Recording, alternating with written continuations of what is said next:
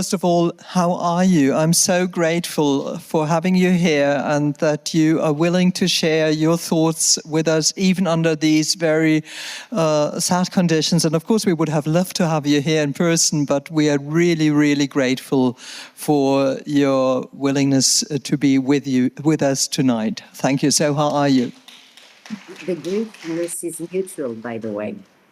Okay, so please let us know if you feel this is too much. We have all the understanding in the world if we have to cut it short, right? Okay. You are one. I don't even think that I have to introduce you because I'm sure everybody here knows you, and everybody here is looking forward to hearing what you've got to say. So I want to cut it short, and. You are also so well known to be one of the very first person in the academic world, in the academic Jewish world, to raise her voice against what we all had to experience in the upcoming month. I remember that you, just straight after October the 7th, you already were so explicit in realizing what was coming up and in telling us about the big betrayal in the academic world. So this is, I understand, what your speech now will be about and will help us to understand a bit more what has been going on after October the 7th and what we are confronted with today. And with your help, we want to have a deeper understanding of why it happened, what happened, and probably what we can do to fight it. Thank you. So the floor is yours. Thank you so much, Mrs. Schapira. Thank you. I apologize in advance if I have intense coughing. I'm by and large, I'm better, but I still cough very intensely. So let me start, and I apologize if I go fast. I have a lot of stuff to cover, not so much time. I used to think that crimes against humanity were the last events capable of creating moral communities. Horror as a kind of brutal objectivity which neutralizes the plurality of our exquisitely refined interpretative skills. I also used to think that the political sensibility most likely to be revolted by atrocities was my camp, the left camp. No longer. A good part of the international left, also so-called new left, identitarian left, woke left, decolonial left, progressive left, whatever you want to call it, either celebrated the news of the massacre of October 7th as an act of resistance against the colonizer or dismissed it altogether. That left scoffed at, deserted, ignored, stigmatized the panic and grieving Jews. Worse, in more than a few cases, it celebrated, actually, the grisly news. As far as I remember, no other massacre in South Sudan, Congo, Ethiopia, Sri Lanka, Ukraine, or Syria made so many people in the West and in the Muslim countries so visibly happy. But on Sunday, October 8, 2023, in a rally called All Out for Palestine, in liberal and rather Jewish New York City, one could see civilized people mimic the act of cutting a throat in a jubilatory way. Bret Stephens, the New York Times columnist, attended the same New York rally. He looked for perfunctory expressions of sorrow and empathy. There was none to be found. Instead, I quote, what he saw was giddiness and gloating. This was very far from being the only case. In the UK, in Brighton, at a similar rally, a demonstrator took a megaphone to characterize the attacks as beautiful, inspiring, and a success. This, while we already knew that babies and toddlers had been savagely butchered. In France, the NPA, New Anti-Capitalist Party, created in 2009, gave an official communiqué on the 7th, claiming its total support of the Palestinians and their means of struggle for resisting. The French post-colonial movement Peel celebrated the massacre as the sign of the heroic resistance of the Hamas fighters. A member of the French left-wing Jewish group UJFP compared the Hamas to the group Manoukian, that is, to the group of foreigners who heroically joined the French resistance and were later caught and executed by the Nazis. On the Democracy Now! Podcast, American professor of rhetoric Judith Butler called the massacre an act of resistance.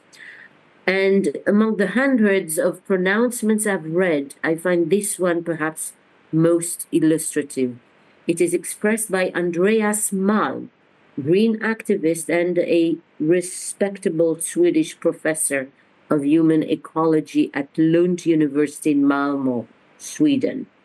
He says, this I'm quoting, "The first thing we said in these early hours of October 7th consisted not so much of words as cries of jubilation. Those of us who have lived our lives with and through the question of Palestine could not react in any other way to the scenes of the resistance storming the Erez checkpoint, this maze of concrete towers and pens and surveillance systems, this consummate installation of guns and scans and cameras, certainly the most monstrous monument to the domination of another people I have ever been inside, all of a sudden in the hands of Palestinian fighters who had overpowered the occupation soldiers and torn down their flag." And so this is the last sentence. Listen to this. "How could we not scream with astonishment and joy? Entire families had been burnt alive. Corpses of women were found with broken pelvises. Others had been found dead with nails in their genitals. Some women had been shot in the head while being raped. Dead bodies had been paraded in the midst of an ecstatic crowd. But faced with that, this professor, very concerned about human rights and climate change, could only feel jubilation at the fact terrorists took possession of a Foucaultian panopticon and executed their pogrom. I cannot remember when the indiscriminate murder and torture of civilians had elicited such wholehearted enthusiasm among members of the left. That Palestinians may have felt Schadenfreude, this I could perhaps probably explain and maybe understand in light of the century-long conflict. But what about the ordinary Canadians, Americans, Swedes, or French who had no personal memory involved? What was at stake in their bizarre joy? The reaction of universities, intellectuals, and artists around the world echoed with a stunning and dull uniformity the same bizarre excitement. As far as I remember, no other massacre made so many people throughout the Western and Arab world so demonstratively happy. The liberal left, if anyone needs reminding, has historically struggled against barbarity, against the abuse of power, against all forms of inequality and suffering. It has put human dignity at the center of political institutions. How could this left then welcome a massacre with such glee, especially on American campuses? How could it be embraced by artists, professors, and intellectuals, the very same people who were supposed to count on to defend the party of humanity? Whatever one's political position about the Israeli military subsequent response, the massacre of Jews warranted a compassionate reaction on October 7th, at least until October 28, the day Israel launched its ground operation in Gaza. And if October 28th seems already too forgiving to you, okay, then at least until October 8th. But this was not the case. There was nothing like this to be found on October 8th. So I want to make this kind of hatred intelligible.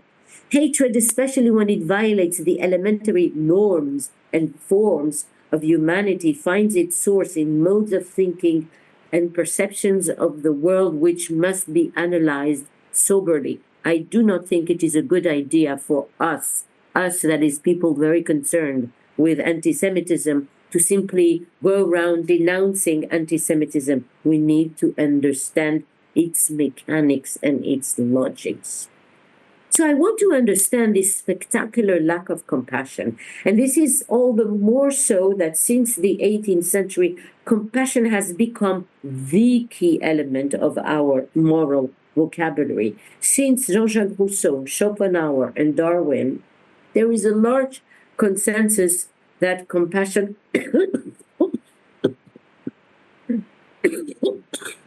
is universal, instinctual, and involuntary.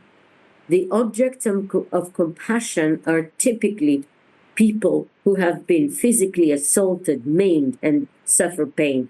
No political outlook has institutionalized compassion as liberalism. Liberalism is in fact so much identified with this emotion that the conservative think tank, the Heritage Foundation, wrote in 1997 a report, and it said that the liberal left suffers, I quote, from compassion run amok, and that it has become particularly adept at playing the compassion card.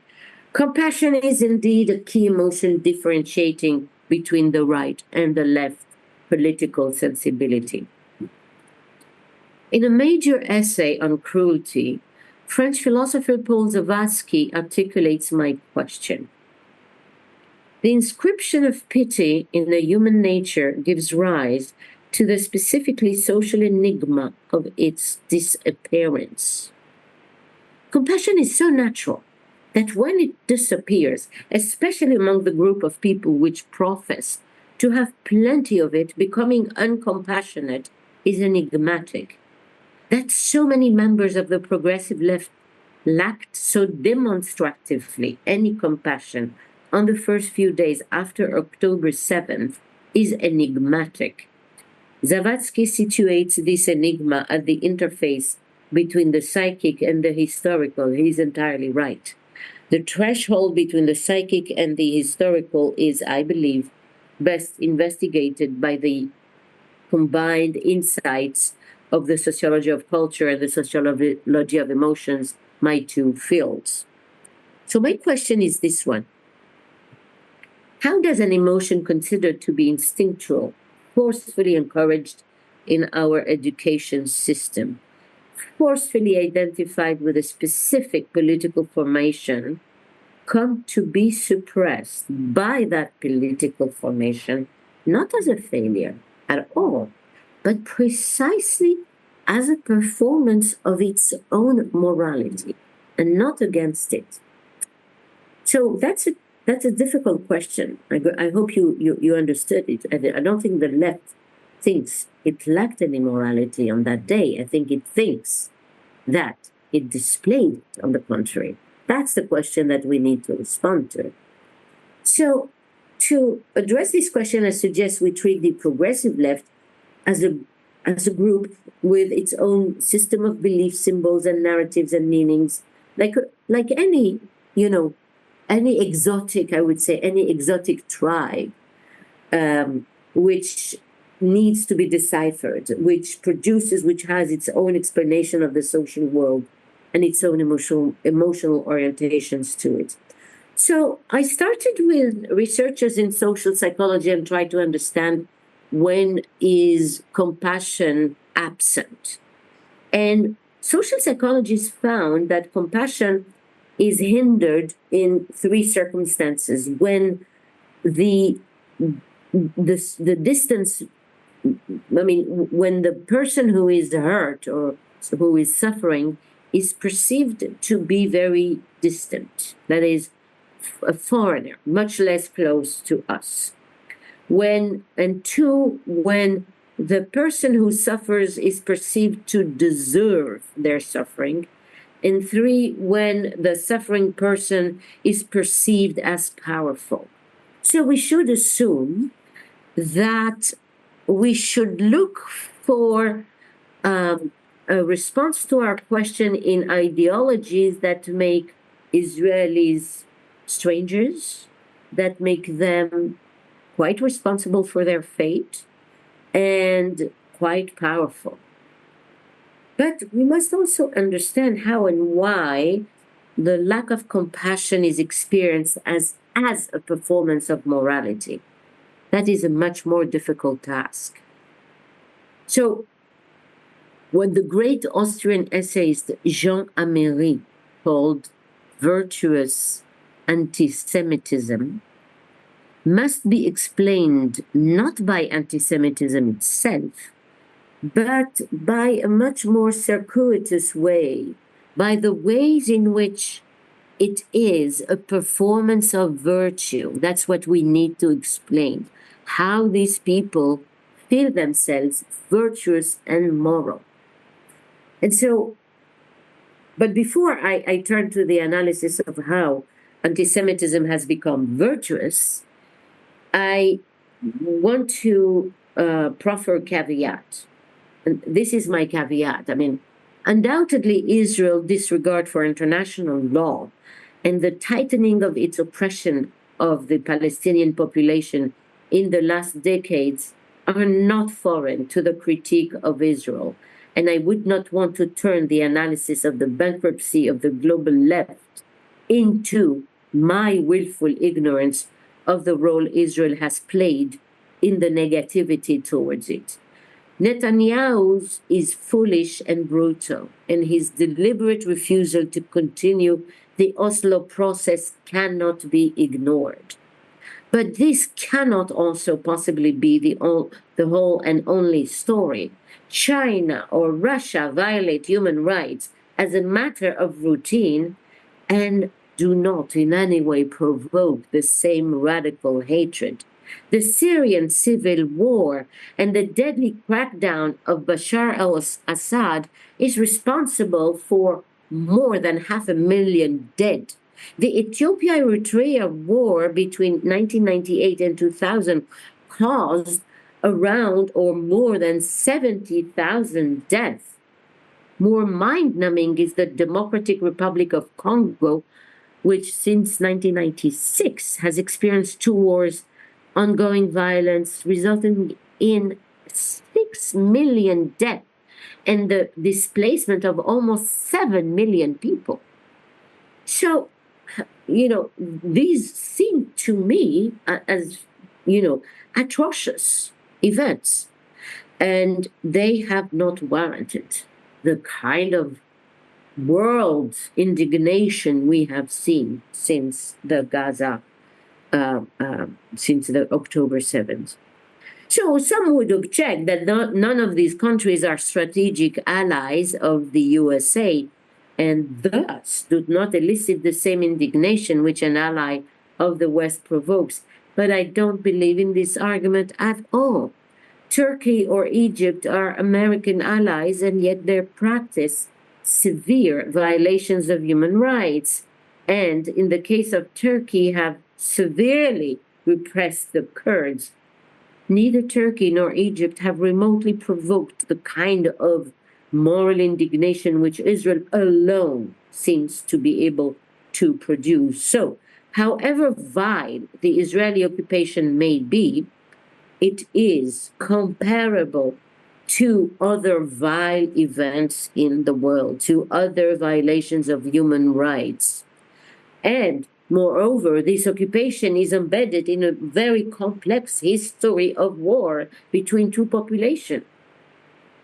And so none of the previous events I described reached the status of absolute radical evil, which Israeli abuses alone seem to have reached. Finally, my final caveat is that as scholar of terrorism Bruce Hoffman has claimed, the raison d'etre of the Islamic resistance movement, Hamas, is the slaughter of Jews. Its program is a holy and genocidal war, largely confirmed by several Hamas leaders in many circumstances. They don't hide it even. And yet, the moral or descriptive vocabulary of the left has blissfully ignored and obliterated the existence of such intentions even before October 7th and after October 7th. So, this denial is also part of the question I'm raising. Why? I'm going to give you, of course, only a small part of my response because I don't have the time, but only to help. I'm going just to give you a sample of my response so that you understand how I'm thinking about this. Two surveys helped me start thinking about this question. A survey commissioned in late 2023 by the Jewish Electorate Institute found that 33% of Jewish Americans under 40 agreed with the statement that Israel is committing genocide against the Palestinians, compared with only 15% of their elders. These are Jews. An astounding 20% of the younger cohort, Jews, agreed that Israel does not have the right to exist. 20% of young Jews think that Israel doesn't have the right to exist, while 3% among older people. So clearly we can say there is a generational divide in attitudes towards Israel. So that's a very important clue that we have to start thinking about this. And there is a second interesting piece of evidence. On October 9th, Columbia University faculty members issued two letters, one defending the attacks and one condemning them. Ron Fishman, an Israeli economist, looked at the affiliation of the signatories of the two letters and has a very interesting finding. He found that those in favor of Hamas came mostly from the humanities, and those against Hamas and in favor of Israel came from STEM. STEM is, technology, mathematics, physics, hard sciences, and they came also from economics and business schools. That means then that humanities is a good place to start this inquiry.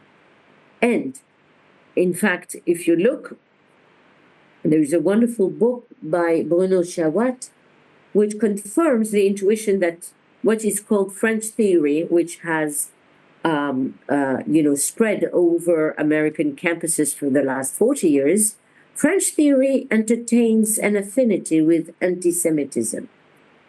And this is confirmed by two empirical facts.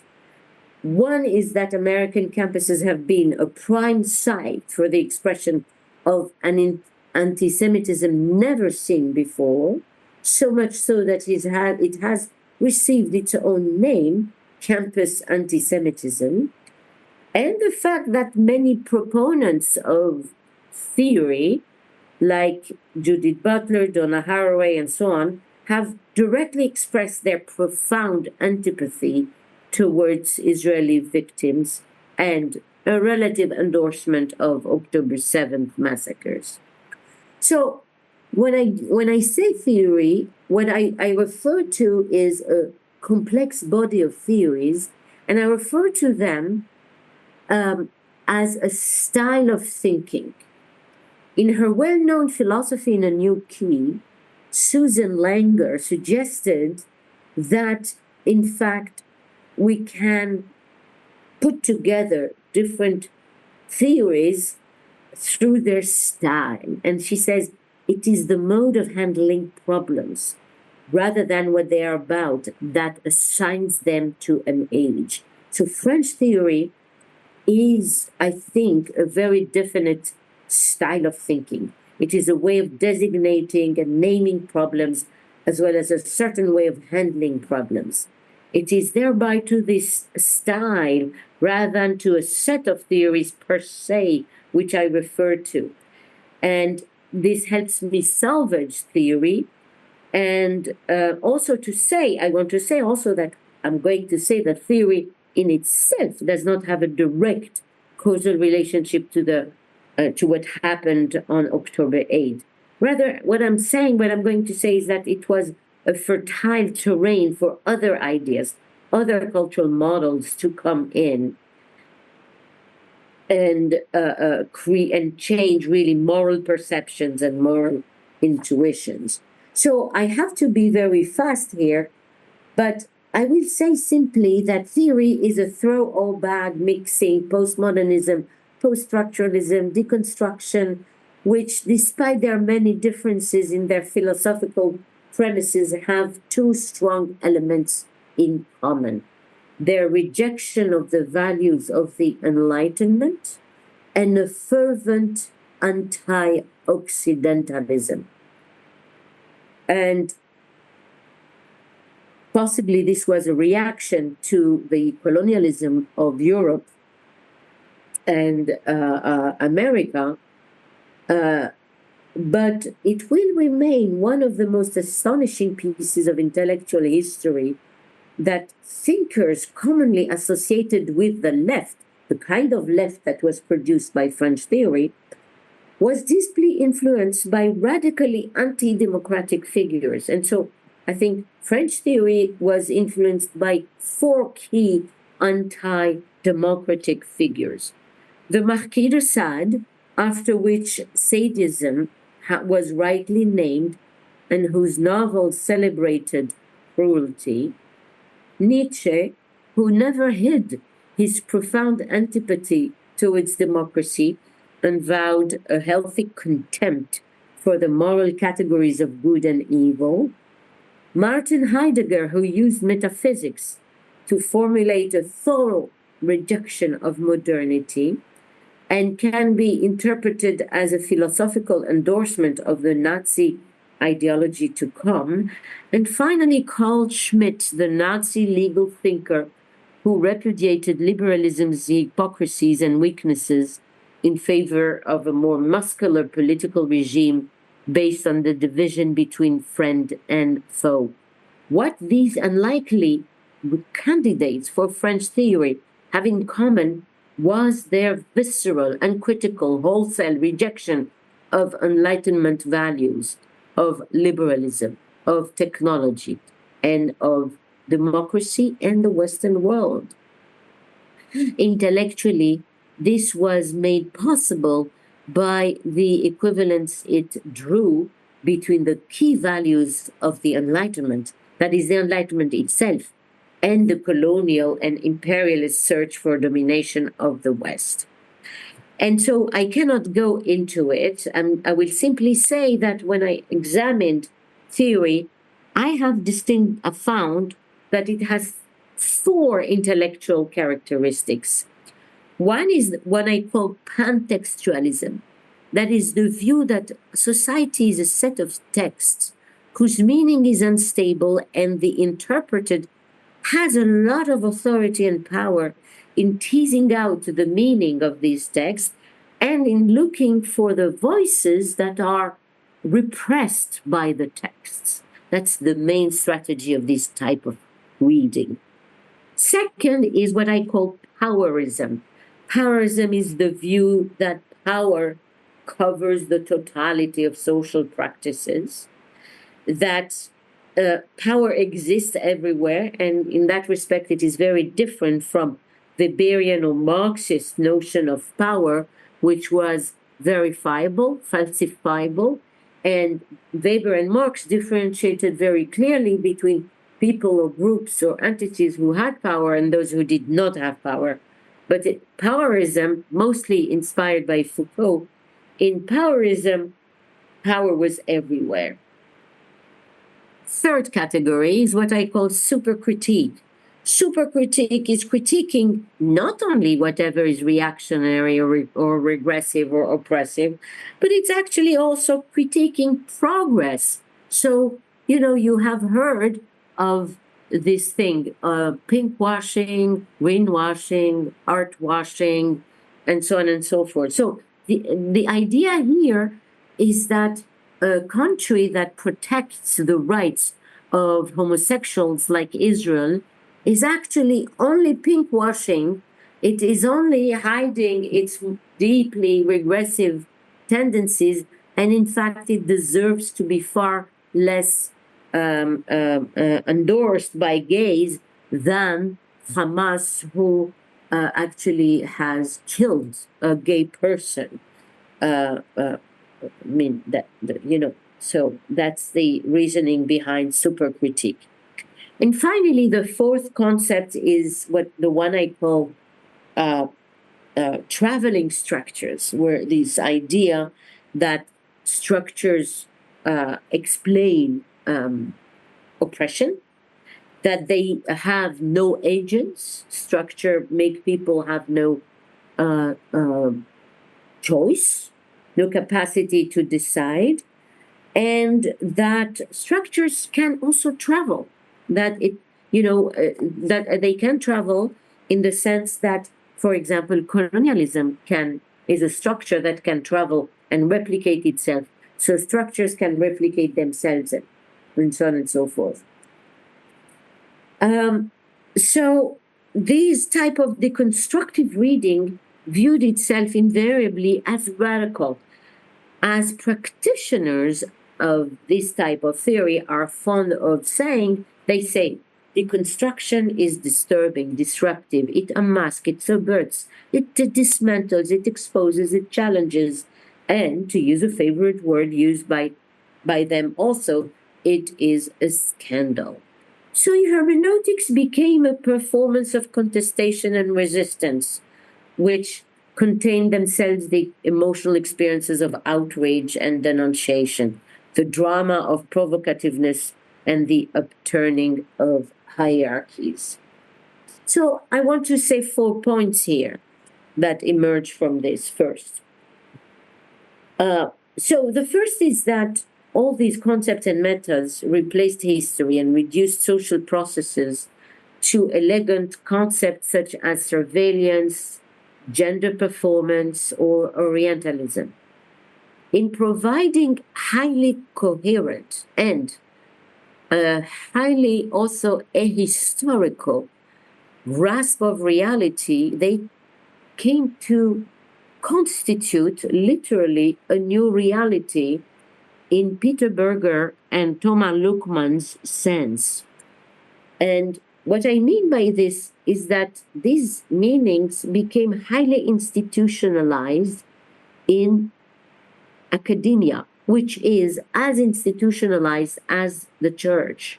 And so in the same way that, if a meaning that is invisible, like an angel, or like God, or like the demon, or like Satan, is highly repeated, constantly repeated by an institution, by people who have power, you will come to believe in them, believe me.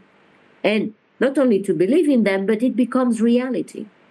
So meanings that become highly institutionalized constitutes for their users a new reality.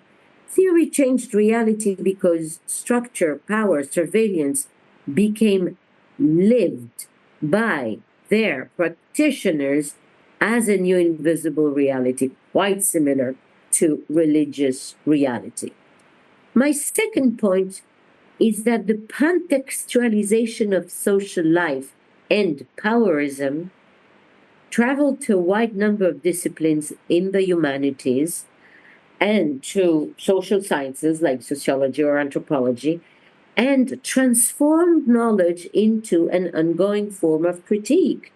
This activity of critique yielded both morality and epistemic certainty, and it bestowed a new symbolic status and cachet to the humanities, which had been in danger of losing their status in front of the hard sciences and maybe even the social sciences, which now dominated the field of academic production. So the humanities had a new symbolic status, which combined the status of two and the prestige of two positions, which Max Weber called the prophet and the priest. So the priest has an office and an institution, while the prophet relies on charismatic authority, especially by denouncing the evil practices of others. Literally, this is what the biblical prophets do all the time. They go around saying everybody how terrible they are.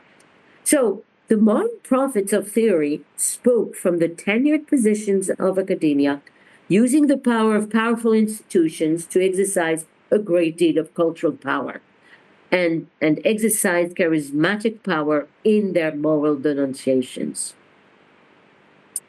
My third point is that theory constructed an epistemic authority all the more powerful that it was irrefutable and non-falsifiable. It was unique in that it relied almost exclusively on moral claims and not on scientific procedures. This moral authority derived from powerism, from the tracking and exposing of power which sheltered its adherents from any criticism. The fact that theory was entirely unfalsifiable, because, for example, structures which explain oppression and oppression which explains structure, which is explained by structure, are not visible. So all of these had the effect of tremendously increasing the social authority of the interpreter, that is, of the French, of the person who holds the French theories. This is because of what cognitive psychologists Daniel Kahneman and Amos Tversky have called, in their path-breaking studies of cognitive errors, they have called this the illusion of validity, which is a very powerful cognitive bias. People typically overestimate their ability to predict and to interpret accurately a set of data, especially, and this is important when these data present themselves as coherent and patterned.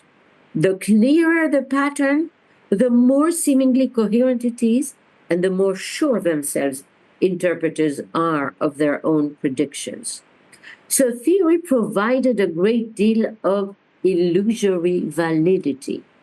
Finally, given that theory is not a cumulative science, and given that academia is structured like a market, professional competition pressured these academics to ever increase the stakes of their denunciation of oppression.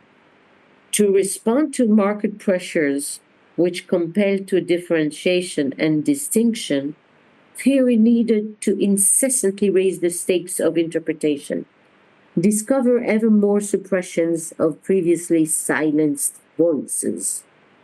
So the field moved consistently by showing that previous authors had not gone far enough in their deconstruction, or by discovering marginal voices, and in general by celebrating marginality and oppressed people.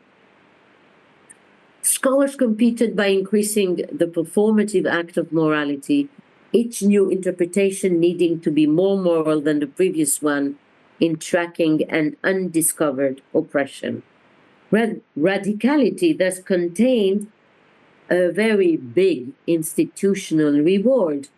It enabled differentiation and singularization in an intensely competitive market. All of these four characteristics created the perfect conditions for the rise of an authoritarian science. By authoritarian, I mean that all the epistemological and social conditions were met to make it difficult, if not impossible, to challenge this knowledge both because it was non-falsifiable and because it was made equivalent with morality itself. Any objection to the idea of intersecting oppressive structures would be suspect and denounced as immoral, a structure of thinking which is not, in my opinion, not fundamentally different from religion, which ostracizes anyone which is not within the purview of established dogma. But to make Jews and Israelis relevant to this, you need additional layers. You cannot use this simply as Bruno Chawat does, as the only explanation. And you need additional cultural mediation. And one is the politics of minorities inside Western countries and the relationship which minorities entertain with the Jews after the 1960s.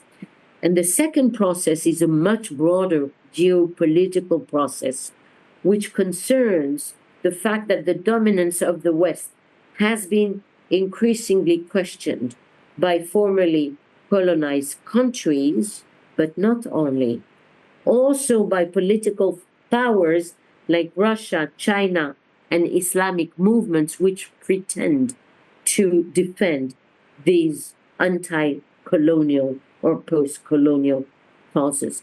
So, of course, I cannot give you the whole, explanation that I have, but I will just give you a small part. In 2020, after the murder of George Floyd, 600 Jewish organizations representing a majority of American Jews signed a joint letter in support of the Black Lives Matter movement.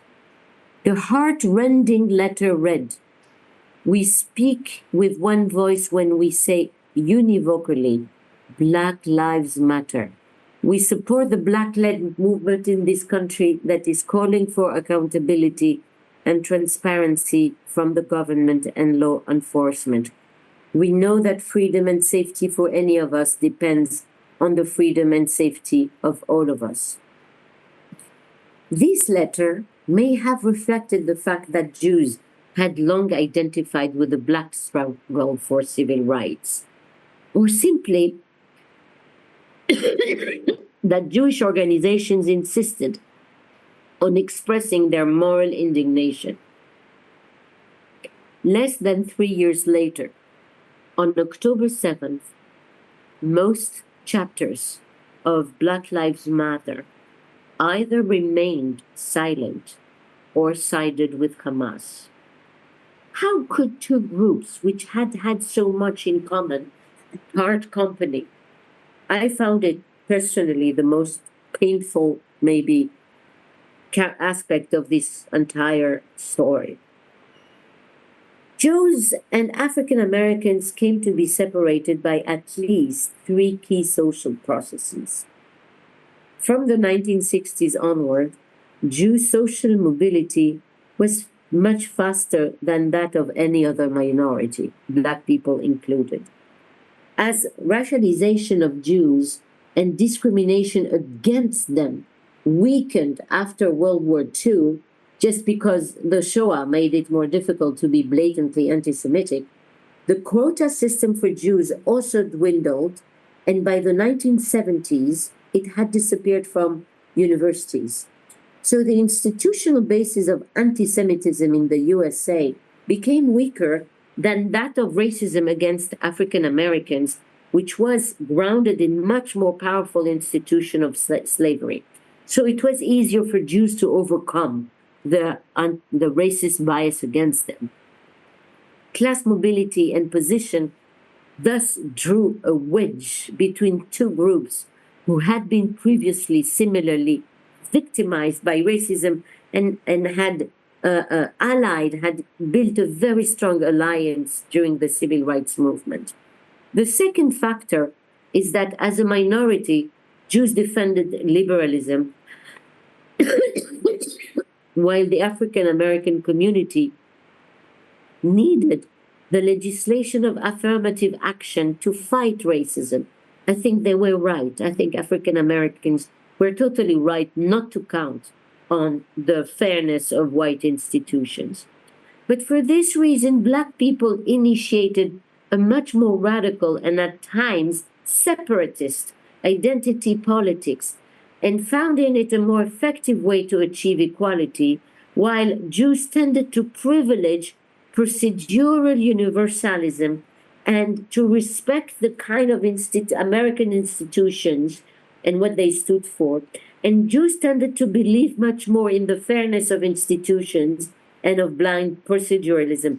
Jews were simply blind, of course, to the fact that they had, had privileges that African American people did not have. And finally, the Shoah itself became a source of division. From the 1970s onward, the Shoah was universalized and its victims were sacralized. And a considerable amount of cultural attention was devoted to the Shoah on American soil. It was made into a far more prominent moral evil than slavery, despite the fact that the United States bore a direct guilt for slavery and not for the former. That is, the genocide of the Jews was recognized while America was still in denial for the inhumanity of slavery. Jews then enjoyed, if that is the word, a curious dual sociological privilege, especially when compared to African American minority. They could become members of the middle and upper middle classes much faster and thus enjoy the privileges of whiteness, class and race being the two markers of social domination. Yet they could also memorialize their historical trauma, their tragedy, that is the genocide of Jews, as the worst inhumane treatment human beings had known. It meant that Jews were viewed as dominating other minorities twice, once socioeconomically, and a second time in the symbolic realm as victims of the most industrial genocide the world had known. It became then, if you want, a kind of what I call a dominant minority, a minority which exercised domination over other minorities. And so this, I think, explains to a great extent the kind of competition between Jews and African American, and this competition became much more accentuated with the rise of the decolonial discourse. Decoloniality is different from post-colonial discourse, by the way. Decoloniality made colonialism into a structure and frame of mind. Decolonial discourse, which became so dominant in American campuses from the year 2000 onward, was not so much interested in the history itself of colonial regimes, but rather in structures, in frames of mind, in texts. And it viewed colonialism as active even inside Western countries, or even in the countries that had been colonized long after the West had ended its colonialism. Decolonizing contained the same performance of radicality and morality as theory, French theory. And it aimed to re-educate the mind. As its practitioners like to say, decoloniality disobeys, delinks. It is a practice of epistemic disobedience, and you can find in it all the ingredients of theory.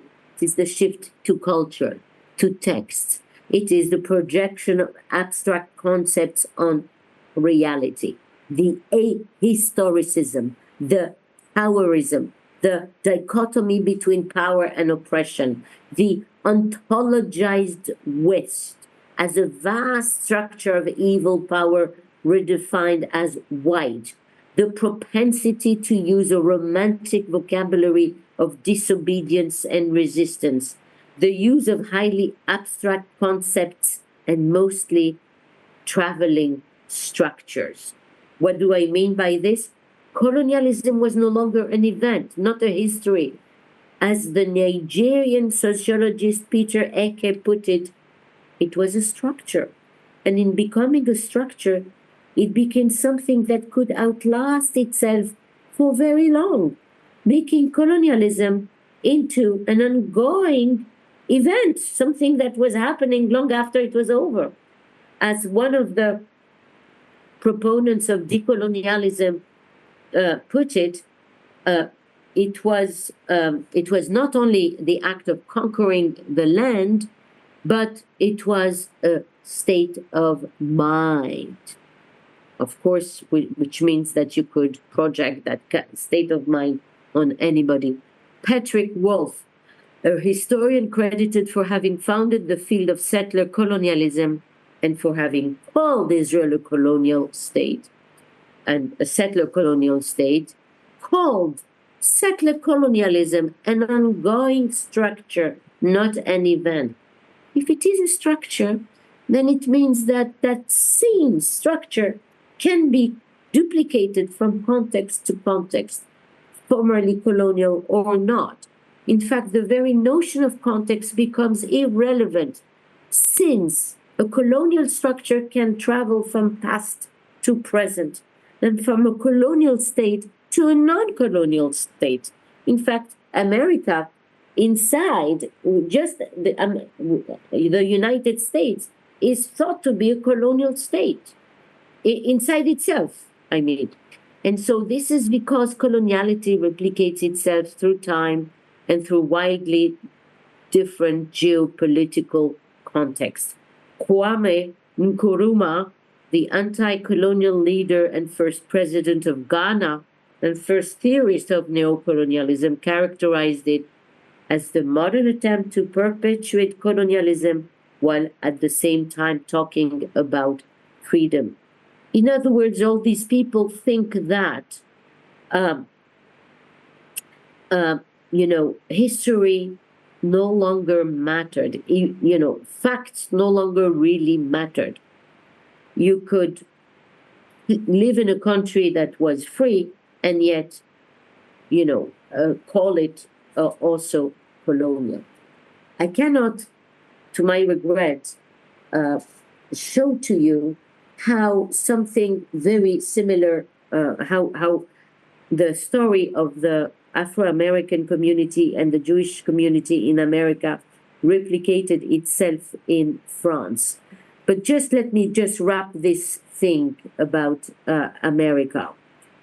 I would say that African Americans adopted the decolonial narrative to make sense of slavery and racism.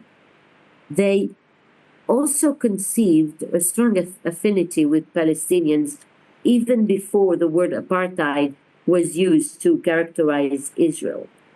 And so the seeds of the antipathy between Zionists and Blacks can be found in a number of intellectual features of decoloniality and can be shortly summarized as follows, and I'm getting to the end. One is that because Jews had not been colonized, but simply exterminated, antisemitism no longer fit within the framework of racism and colonialism, which became the dominant framework to address social injustice. More, because Jews were whitened by their social ascension, and because the Shoah seemed to overshadow and displace other forms of racial domination and obstruct the proper recognition of the crimes of slavery, Jews became excluded from the category of racism broadly understood. Thus, the special vulnerability of Jews came to be denied, and, bizarrely, their extermination became a source of resentment. This is why they became, in the words of David Badiel, he says, Jews don't count. They were expelled from minorities. 2, because colonialism was now an abstract structure replicable from context to context, Israel could assume the status and paradigm and metonymy of colonialism, equivalent to the colonialism responsible for slavery or apartheid. In this narrative, Ottoman or British colonialism became denied. They disappeared. The very fact that in the 1930s or 40s, Jews acted as anti-colonial forces was also erased. Jews were no longer natives, struggling against other natives over, over a piece of land about which they had equally powerful claims. They were viewed now simply as extensions or replicas of European colonialism and American power because it followed the logic of traveling structures. Finally, given the importance of the Shoah in the memorial culture of the West, its special status came to be interpreted as another way of exercising power over the South, of powerism, of affirming the moral supremacy of the North. So, what happened is that this worldview, the Shoah was made to play a key role in this new view in which the struggle against racism was much more, in fact, important, was a much deeper marker of injustice than the history of the Jews.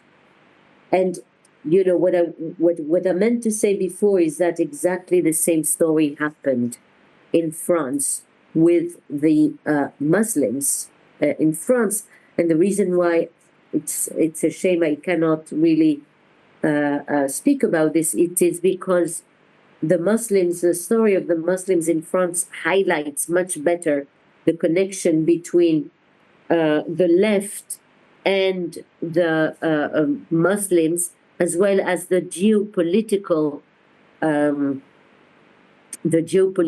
stakes in it, because of the ways in which some left-wing groups actually identify with radical forms of Islam, and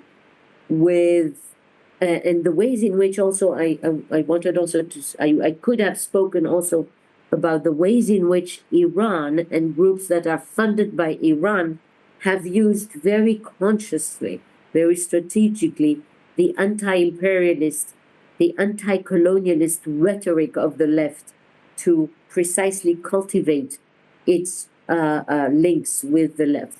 I don't have the time to do this. So just to conclude, Jews are caught in the fundamental transformations of the world politics by the BRICS, of the relationship between the South and the North, the increasing role which Iran plays in the global South, and the reconfiguration of minority-majority relations inside democracies. They are, the Jews, in the crossfire of many new forces, both global and national. What Pierre-André Taguieff has called an absolute hatred for Israel, that is, a hatred for the very fact that Israel exists, rather than for what it does, in fact helps articulate a lot of events and relationships. Anti-Zionism, the new intellectually glittery and respectable version of anti-Semitism, provides a kind of vector to articulate these many social processes, which is the competition between minorities, the fact that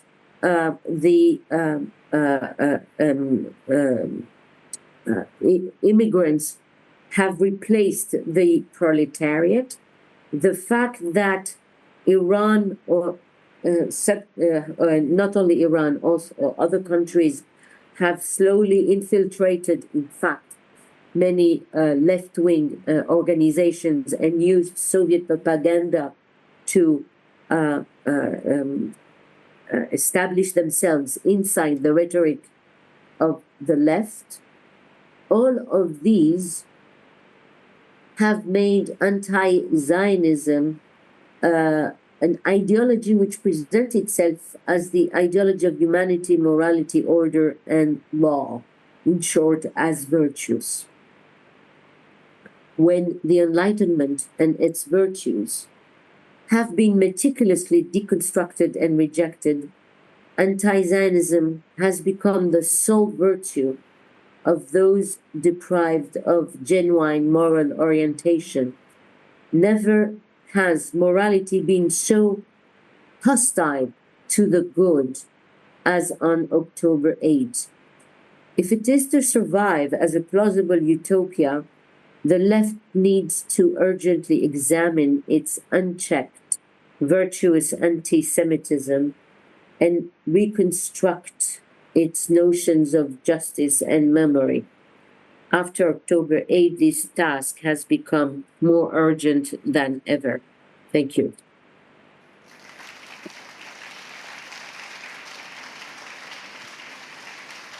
Thank you so much. This was really, really inspiring, and so much. I don't know if you still feel strong enough to answer a few questions that came to my mind, of course. I mean, not just a few questions. There were so many questions that came to my mind, but I tried to reduce it to just very few, because I really don't want to push it any further, because we can see how hard you struggle, and we are really grateful for it, that you shared your time, your precious time with us. And I know that many here in the audience would love to ask questions, but the privilege is mine. That's the good thing as a host. So I at least have the chance to ask very few questions in brief. And I want to start with a quote, because you were saying people overestimate their ability to predict. Well, you did not, I think, when on October the 8th already and October the 9th, you were sort of immediately reacting to what you saw, and you were telling us at the very beginning, you always referred now to October the 8th for good reason, because that was long before the military operation of Israel into Gaza started, and already we could see everything that was going on as hostility. And so today we are talking on day 422. 422 days since the hostages were taken into Gaza, and we still are fighting and hoping for the lives of those still being held in captivity there. And so my question, first of all, would be, did you see even before October the 8th that something like this could happen? Were you taken by surprise, or did you sort of feel it coming, or did you see the fly in the wall? It's a great question. It's a great question. So for me, October 8 was what 1956 was for many communists. You remember that in 1956, the Khrushchev report stated the terrible crimes of Stalin and the Gulag. And many communists had kind of known and not known what was happening. Many people thought that this was less important than the bigger project of creating a communist society. And so many communists find ways of denying what was happening and explaining it to themselves. After 1956, some communists committed suicide. Some people fainted. Some people, became mad.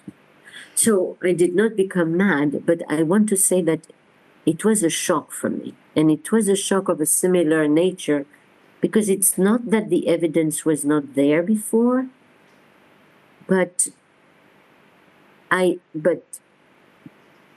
I became, I think, an October 8 Jew in the sense that I thought at the time that there was nothing systematic about it.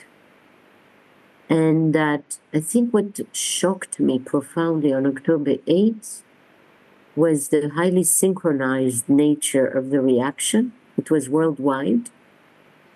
And it was the extent of the moral inversion. So I knew we did not agree, but it was for me simply a kind of disagreement. It was something that, I completely accepted that some people were anti-Zionist. For me, it was an opinion. And I genuinely have, I'm a Zionist, but I genuinely have respect for people who do not think like me. So I think I had a kind of way of rationalizing, putting all this in a frame. And what I understood on October 8th, and in that sense I became an October 8th Jew, a new kind of Jew, was that anti-Semitism had not disappeared. I had been convinced that it was like sexism or anti-Black racism, that we were on our way to get rid of it. It was not perfect, but that did not matter, because we had the right values, and we had gotten rid of it. And on October 8th, it appeared that the same group that had defended anti-racist values was the same that held a very vicious form of anti-Semitism while being completely unaware of it, while being entirely convinced that it was defending virtue. And therefore,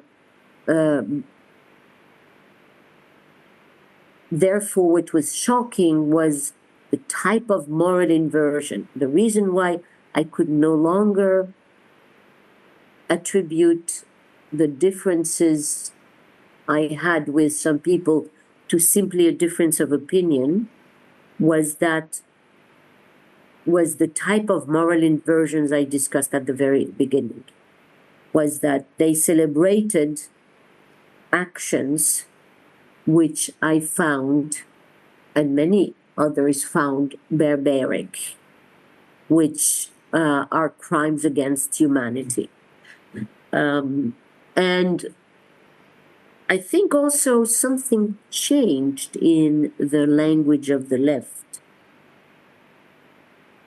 So for me, the left had always been the camps in Israel and outside of Israel that had talked about peace and about the possibilities for two people to live together in Israel.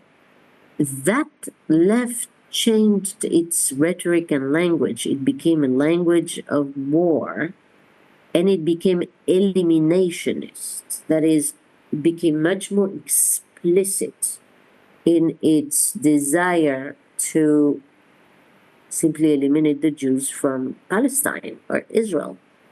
So that, in a way, reveals how much the left has been infiltrated by the most radical. I mean, not all Palestinians think like that at all. Many Palestinians want peace.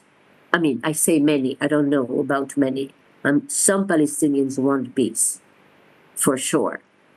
But that suggests that the left had simply become the kind of amplifier of a very radical Muslim Palestinian nationalist fundamentalist rhetoric it was not aware of. So something changed, I have to say. I mean, we have to also take stock of the change that has happened. So Jean-Améry talked about the virtuous anti-Semitism of the left in anti-Zionism in the 1970s, but the left has changed since then. Thank you. I would like to elaborate a moment on the idea of the phrase you just used, October 8th Jew. I find that very explicit, very striking, and very personal also, I must say, because it reminds me of a discussion, if I may say so, if I may add this as a personal story. A friend in Israel, Miki Gilati, was the one to scatter Eichmann's ashes into the sea, and he, a survivor of the Shoah himself. And I remember many discussions we had, and he said, well, whenever I argued about the occupation and that the territories must be cleared and that there must be a two-state solution, and they always said, well, Esther, don't be silly. It's not about borders. It's about existence. They just don't want us here, no matter where we live. They just don't want us. It's about the whole territory. And I always denied it, as many of the Israeli left, and I know, like you did, arguing for a two-state solution. Now, being confronted with from the river to the sea, where there's no space left for Israel, no question what the border is, and with the reaction that we saw after October 7th, what does that mean for an Israeli left-wing, Israeli French left-wing like you? What are the positions that are being left? Where are the allies now? So I confess that I did not really believe in what your friend told you beforehand, and that I now take much more seriously this claim.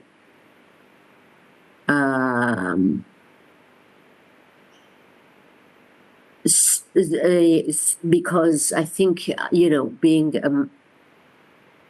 a member of the left, I acted and I thought in a tribal way. That is, if this is what a person from the right thinks, therefore I should think differently.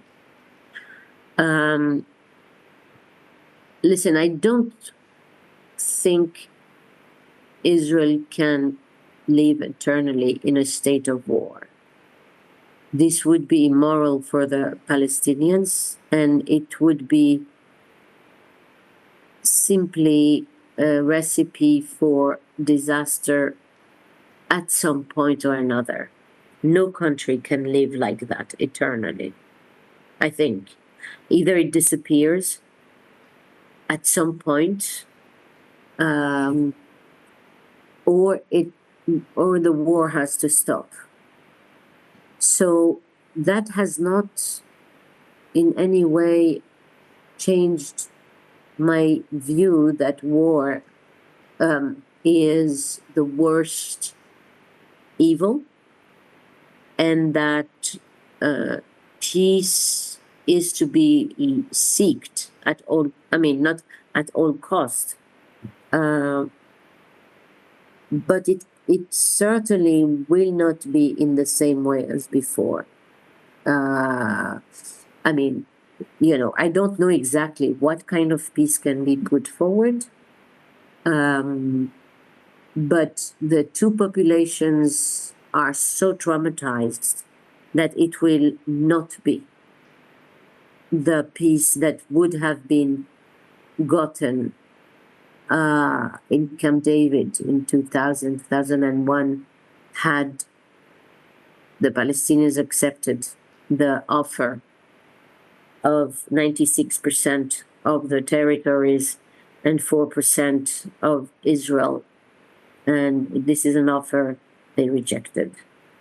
So I don't know, to be honest. And I think if anybody tells you that he or she knows, I would not believe them. My values remain. the values, not only for moral reasons, but because I don't think Israel can survive if it does not seek peace with its neighborhood. And I care very much about Israel's existence and survival and flourishing, not only existence and survival. It's not that, actually. It is flourishing. And I don't think any country can flourish really, morally, spiritually, culturally, if it lives eternally in a state of war. But we have two populations that have now profound distrust of each other, even more profound than before.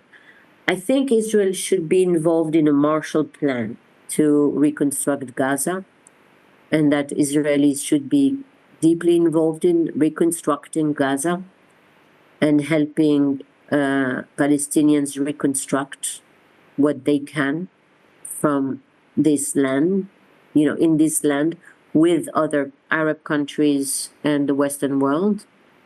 The West Bank, the situation in the West Bank, which has become explosive, should be definitely stopped.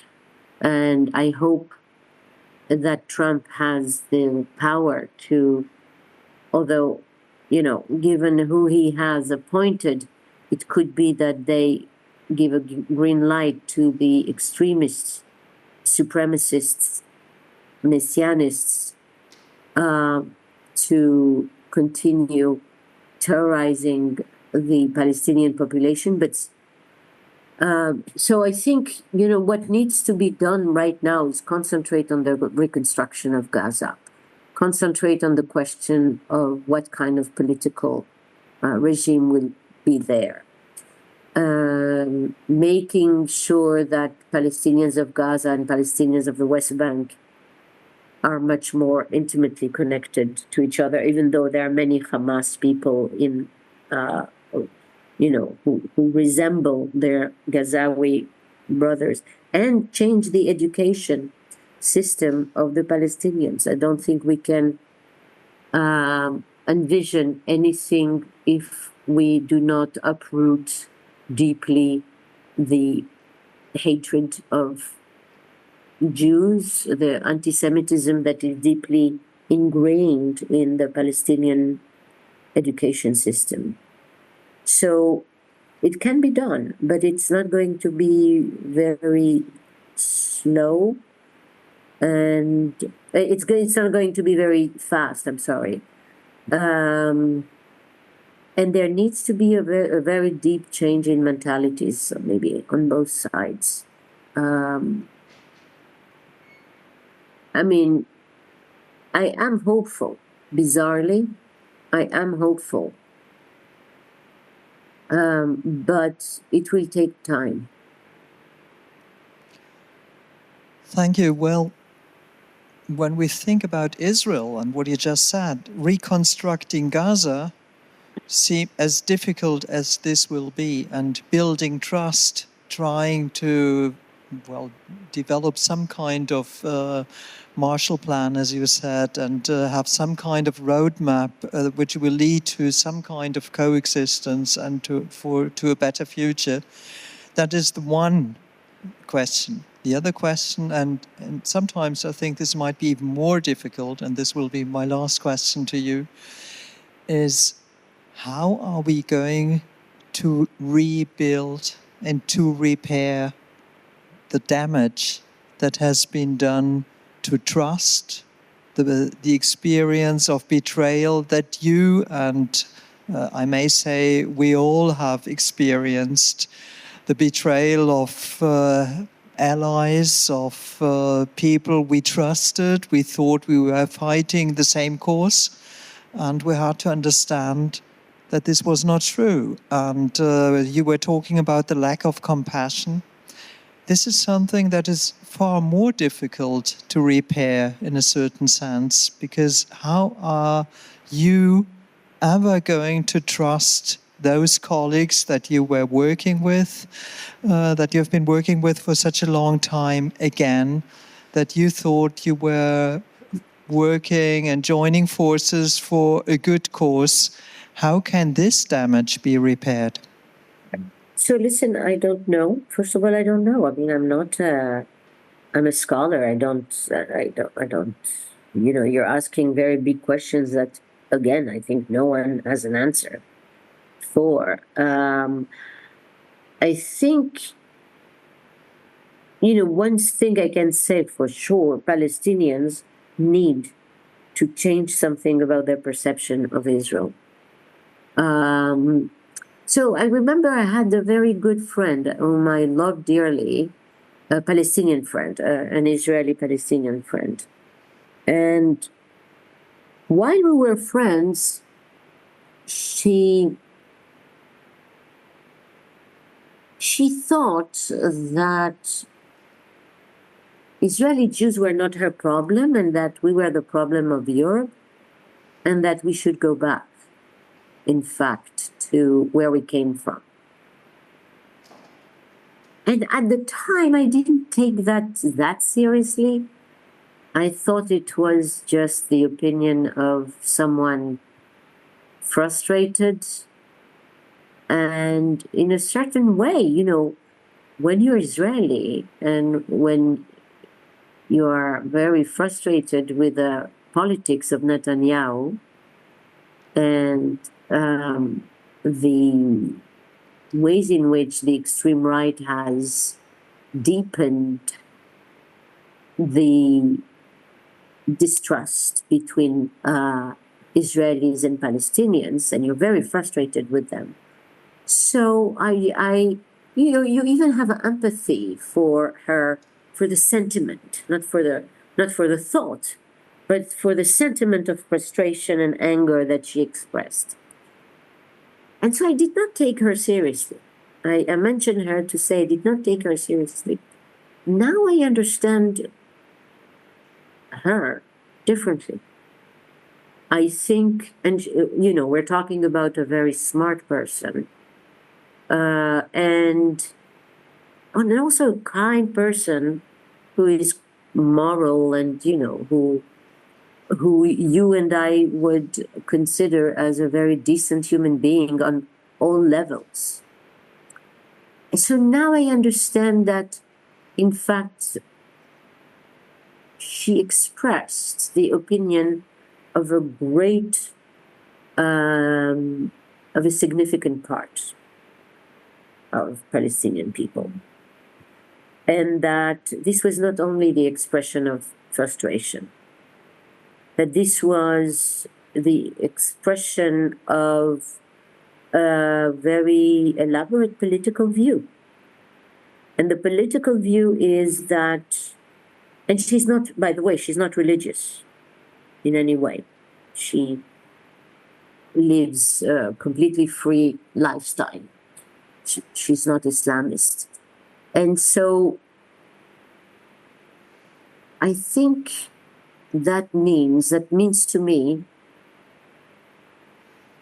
that, in fact, Palestinians have not embraced the facts of Israel's existence, and they still dream of going back without understanding that if they could maybe have had this dream in 1950, because the country was still small, this dream is no longer attainable.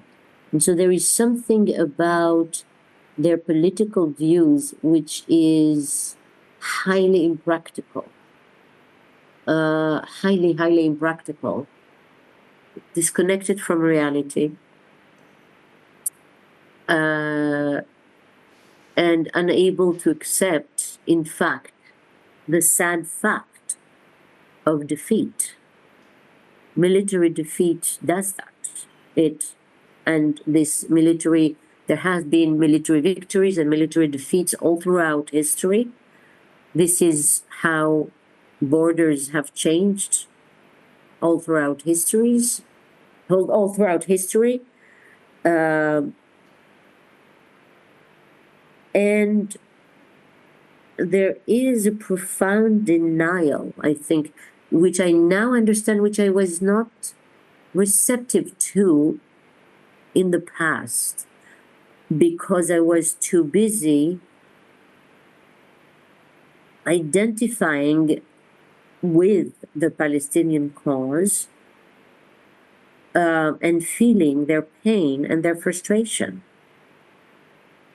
And I now understand that there is I now understand something I did not see before. It is the tremendous impracticality of their politics. I'm sorry. I feel like I'm losing my voice. So yeah, we are at the end.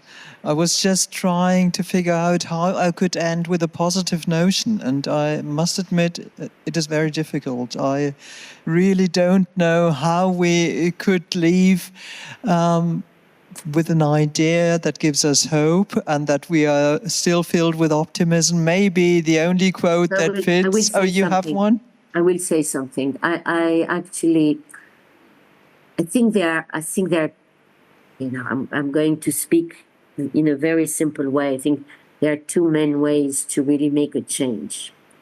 One is if superpowers impose something. United States, Europe, you know, say, guys, we've had enough with you. Now you do this, or you know, massive boycott, sanctions. So now you sit at the table and you have to find a solution. But so that's one way in which politics gets changed. The second way is through small minorities, small groups which are highly determined, which have a great plan for action, and which simply ceaselessly work, can also, I believe, change politics. I think this group